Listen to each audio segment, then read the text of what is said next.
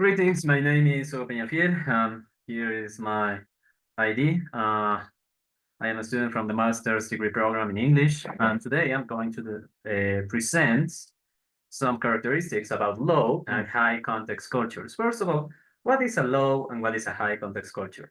Now, according to the context of the communication, we are speaking of low or high context. Now, low refers to a communication that is direct, straight to the point, with no feelings or involved.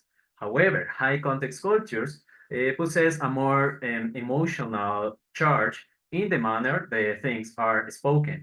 There are other characteristics that influences high context cultures, such as cultural values, status, and other maybe familiar ties, relatives, father, mother, brother, sister, and so on. Now, we're going to start with contextual communication. In high context culture, we give it an emphasis to implicit communication. What does it mean? It means that we communicate using not only words, but also our face, our tone, our pitch. We create a more baggage of information through non-verbal cues. We try to maybe soft whatever we are saying, and we try to be more indirect with the message we are transmitting. Now, we provide importance to the context, our relationships, and non-verbal cues, as I said. Context referring to, for example, if I am speaking directly to a relative who is mourning the death of a close one, I am not going to be too direct with the message. I'm going to be soft. I'm going to be empathetic. I'm going to try to be more. I will try to charge my words with emotion and compassion. Then we got the characteristics of high context culture. Now, high context culture, we got it in continents such as Asia and Latin America. Countries such as Japan and China value a lot their culture, and the culture has such a high impact on their society that it also establishes the roles and the social dynamics they maintain during conversation. The same happens in Brazil. It doesn't matter if it is a social meeting or a gathering between family members. There is always the cultural baggage that charges the language with emotion and also with respect. Now, communication patterns in high context cultures. Now, the communication is indirect. What does it mean? It means that we are trying to solve, we are trying to make our speech more, let's say, we're trying to make a speech uh, digestible, let's say.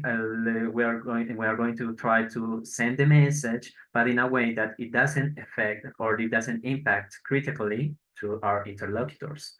We can nonverbal cues, as I mentioned, body language, facial expressions. We are trying to be empathetic with our words. Maybe we are trying to send a message that we are angry through our faces, we are sad, and so we communicate not only with words but also with our our facial expressions.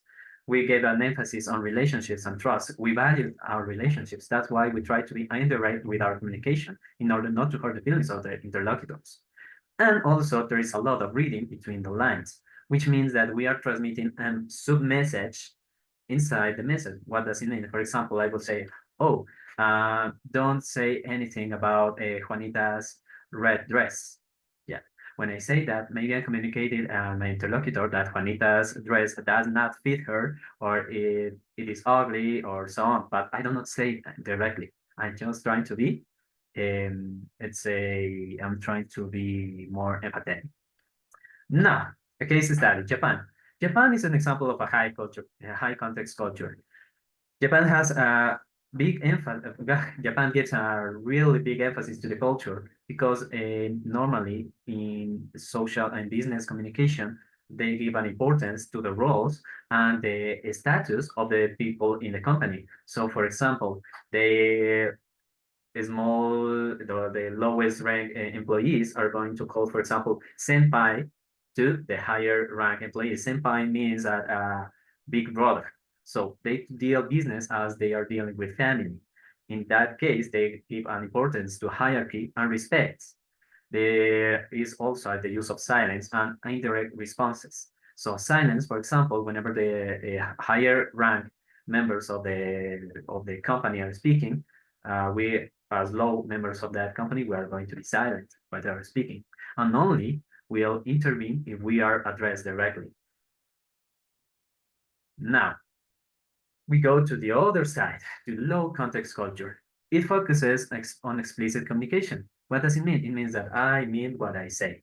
If I say that you are not doing your work right, I mean it. If you are doing a bad decision, a bad purchase in, let's say, in a store, I mean it.